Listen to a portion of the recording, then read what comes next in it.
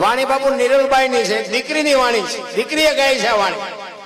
નિરલબાઈએ કીધું છે કે અધૂરિયાને ન હોય દિલડા કેરી વાત, કોક નર પૂરા મળે તો આવું રેણી. આ બધા બેઠા બધા માણા છે, બધા પૂરા નથી, પણ કોઈને આંગળી મૂકીને ન કહેવાય તું અધૂરો છું તું પૂરો છું, ને કે અમારા વાહ ભાંગી નાખ્યા. કહેવાનો મારો અર્થ, નિરલબાઈએ કીધું કે અધૂરિયા અરે પોતાના અંતરની વાત કરાય નહીં, અંતરના ઊંડાણની કોક વેધુને કરાય વાત, એને સોરે નો સિતરાય સિતની વાતું શંકરા. જેના ઉજળા તન હોય ઉજળા મન હોય એને વાલી દવલી વાત કરાય. આપણો માણા હોય, આપણને એમ થાય કે આપણો અંગત માણસ છે, એની પાસે વાત કરાય, બધાની પાસે વાત ન કરી શકાય.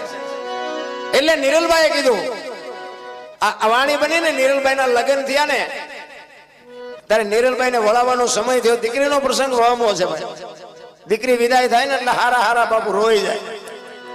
નિરલબાઈ વળાવવાનો સમય થયો, એમના બાપુ પાસે મળવા માટે આવે છે. એમના બાપુ રડે છે કે બેટા મેં તને કાંઈ આપ્યું નથી, પણ કદાચ તારા સાસરિયામાં જાણ તને કોઈ બે વેણ કડવા કે ને તો બાપની આબરૂ જાળવવા માટે ઘરના ચાર દિવાલ વચ્ચે બે આહુડા પાડજે, પણ કોઈ ખોટું પગલું ન ભરતી. આ કરિયાવર આ કરવાની જરૂર છે કે મેં બેટા કાંઈ આપ્યું નથી, પણ મારી આબરૂ તારા હાથમાં છે. દીકરીને એનો બાપ ભલામણ કરે છે. પછી એના બાપુ કહે છે